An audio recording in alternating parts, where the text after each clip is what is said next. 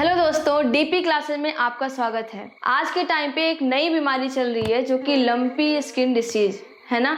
गायों के अंदर सबसे ज़्यादा ये बीमारी फैल रही है, इतना ज़्यादा कि हमारे यहाँ अभी कुछ ही दिन में अमूल जैसे मिल्क फैक्ट्री ने भी बोल दिया है कि कुछ दिन में मिल्क की शॉर्टेज होने वाली है। और हमारे यहाँ लगभग अपने इंडिया में तो सबके यहाँ पे मिल्क की खपत बहुत ज़्यादा होती है, ठीक है।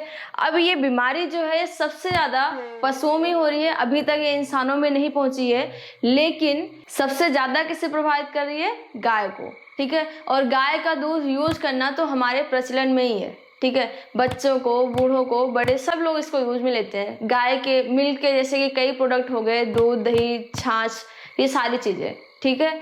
तो अब ये बीमारी कौन सी है, इसके क्या लक्षण है, क्या रोकथाम है, ये सारी चीज़ें हम इस वीडियो में देखेंगे, ठीक है।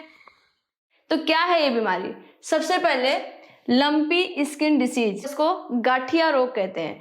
क्यों कहते हैं गठिया रोग? गठिया रोग इसलिए कहते हैं कि स्टार्टिंग में जो ये बीमारी होती है तो स्टार्टिंग में पहले हल्का फुल्का बुखार आता है या फिर तेज बुखार भी हो सकता है, और उसके बाद में जो गाय है या फिर जो भी पशु है जिसके अंदर ये बीमारी हो रही है वहां पे पूरे शरीर में उसके गांठें बन जाती हैं, इसलिए इसको क्या बोलते हैं? गठिया रोग बोलते हैं, ठीक है। अब इसके वायरस कौन सा है? वायरस में है कैप्रोपॉक्सी वायरस, या फिर इसको निथलिन वायरस भी बोलते हैं। इसी वायरस की वजह से ये बीमारी फैल रही है। बीमारी की शुरुआत हुई दक्षिणी अफ्रीका में। दक्षिणी अफ्रीका में जोम्बिया नाम का एक शहर है, वहां से ये बीमारी स्टार्ट हुई 1929 में। उस टाइम में बीमारी स्टार्ट तो हुई थी पर अपने भारत में नहीं था। अपने भारत में उधर से घूमते घूमते फिर पाकिस्तान, फिर इस तरह से हर जगह से घूमते घूमते कहाँ पे आया? भारत में आया। सबसे पहले ये पहुंचा उड़ीसा क्षेत्र में। हमें कहाँ मिला? 2019 में सबसे पहले हमें मिला ये उड़ीसा क्षेत्र में, ठीक है। वहां पे इस बीमारी के बारे में भनक लगी, लेकिन उसके बाद में जैसे कि कोविड में था कि स्टार्टिंग में थोड़ा बहुत एक या दो जने मिले, फिर उसके बाद में पूरे भारत में फैल गया।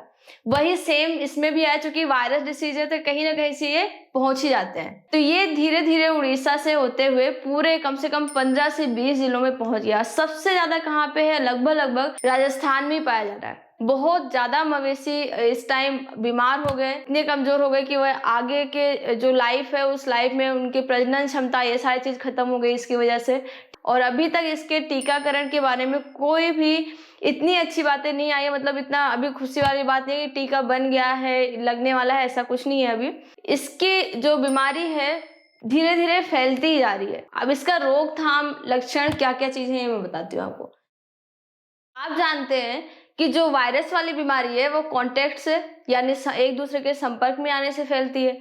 तो पहली चीज तो इसमें पशुओं का दूसरे रोगी पशुओं के संपर्क में आने से ये बीमारी तेजी से फैलती है। इसके साथ में ये बीमारी मच्छर, मक्खी, जुएं, ठीक है, ये जो छोटे छोटे कीड़े हैं ना, ये भी बीमारी एक दूसरे से फैलाते हैं। अब इसके बाद में आते हैं लक्षण क्या है। तो लक्षण सबसे पहले इसमें तेज बुखार आता है, और बुखार आने के साथ में ही गांठ होना स्टार्ट हो जाती है। अब आप बोलोगे मैडम ये जरूरी तो नहीं है कि अगर किसी जानवर के शरीर में गांठ हो रही है तो फिर इसका मतलब वो लंपी वायरस या फिर लंपी रोग ही हो।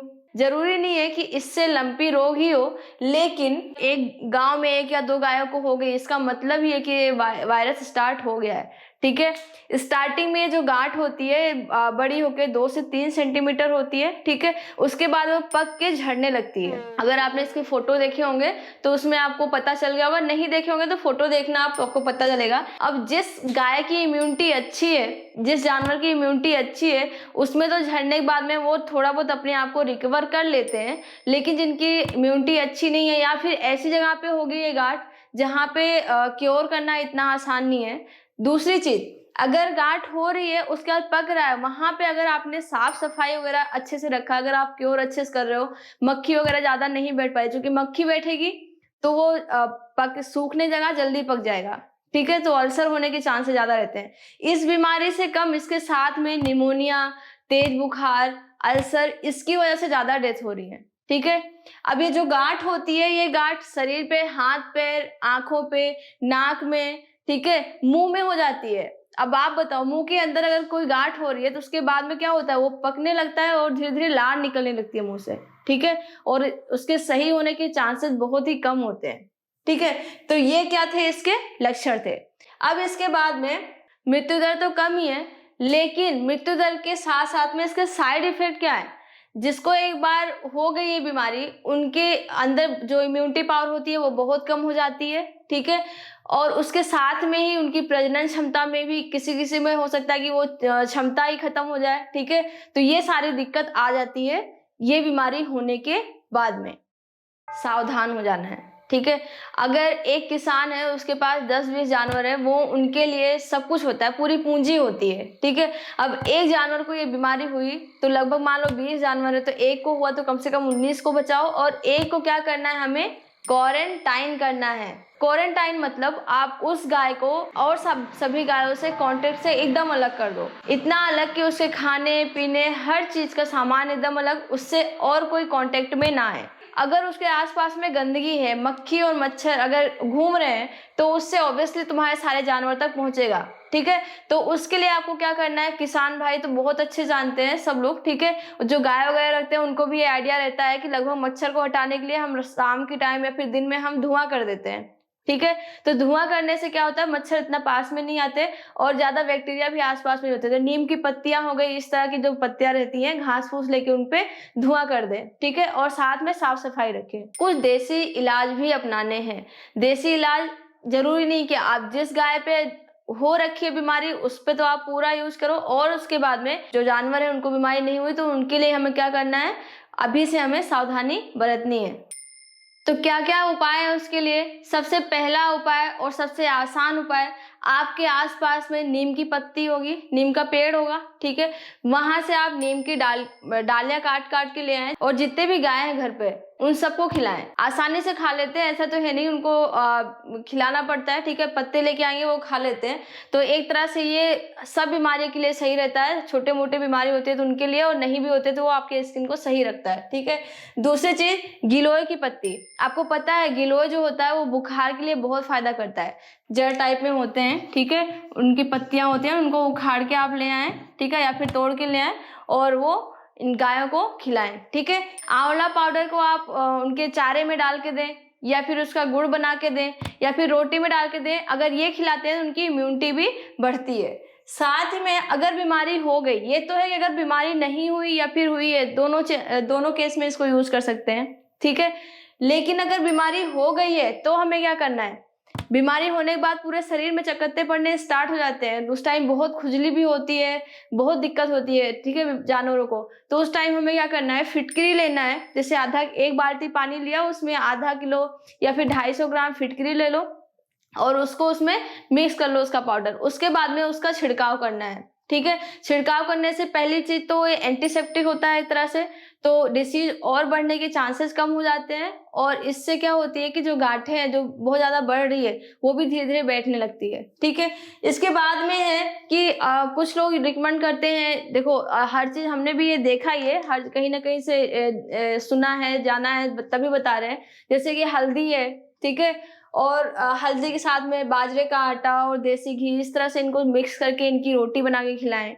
या फिर ये हो गया अपना तुलसी की पत्ती हो गई, गिलोय हो गया, लौंग हो गया, ठीक है, गुड़ और घी, इन सब के लड्डू बना के खिलाएं। इन सब चीज से इम्यूनिटी बढ़ती है। आपको अगर कोई चीज पता है कि इससे इम्यूनिटी बढ़ती है, या फिर कोई सजेशन आप भी बताना चाहते हैं, तो इसमें कमेंट बॉक्स में जाके बताएं, जिससे ये बीमारी इतनी ज्यादा हद तक फैल चुकी है तो हो सकता है उनके लिए बहुत हेल्प हो, ठीक है। और इसके साथ में ही ये सारी बीमारियों के क्योर होने के साथ में, अगर आपके आसपास में कोई ऐसे गाय या फिर कोई ऐसे जानवर टहल रहे हैं जिनको ये बीमारी है, तो उनको इग्नोर ना करें, क्योंकि उनसे पहली बात तो आपके आसपास में जो जानवर हैं उनमें भी ये वायरस आ सकता है, ठीक है। दूसरी चीज, उनको इतनी कष्ट होती है, इस टाइम आपकी ये रिस्पॉन्सिबिलिटी बनती है कि आप उनकी हेल्प करें। मैंने आपको इसलिए बताया क्योंकि ये अभी अपने पढ़ाई से थोड़ा सा हटके है, लेकिन साइंस से रिलेटेड चीजें हैं जो मुझे समझ में आए, मैंने आपको बताया, ठीक है। अभी तक जो वीडियो सारे बनते थे उस वीडियो में ये सारी चीजें आपको बताई जाती थी कि क्या पढ़ना है, कैसे पढ़ना, क्या करना है, लेकिन इस वीडियो को मैं कह रही हूँ आप ज्यादा से ज्यादा लोगों तक पहुंचाएं, उन लोगों तक पहुंचाएं जिनके घर पे गाय हैं, जिनके घर पे जानवर हैं, जिन्होंने ऊंट पाल रखा है, गाय पाल रखी है, भैंस पाल रखी है, या फिर कोई जानवर है, ठीक है। जब ये बीमारी होने स्टार्ट होती है तो दूध वगैरह वैसे कम हो जाता है, गाय कमजोर हो जाती है बहुत ज़्यादा, लेकिन ये अभी तक इंसानों में नहीं फैला है, ठीक है। लेकिन हमें सावधानी बरतनी है। जैसे अगर आप दूध लेके आ रहे हो उसको अच्छे से उबाल के फिर उसके बाद में यूज़ करो, और जितना हो सके उतना सब्स्टिट्यूट भी उसका रखो। अभी हमें भी इसकी सावधानी रखनी है, क्योंकि कुछ पता नहीं होता कि कब क्या हो जाए, लेकिन अभी तक इससे कोई दिक्कत नहीं हुई है, ये चीज़ मैं आपको बता दूं, ठीक है। वीडियो को अगर आपको अच्छी लगे तो वीडियो को लाइक करें, कमेंट करके कुछ और सजेशन हो तो ज़रूर बताएं, ठीक है, और ज़्यादा से ज़्यादा लोगों तक शेयर करें। धन्यवाद।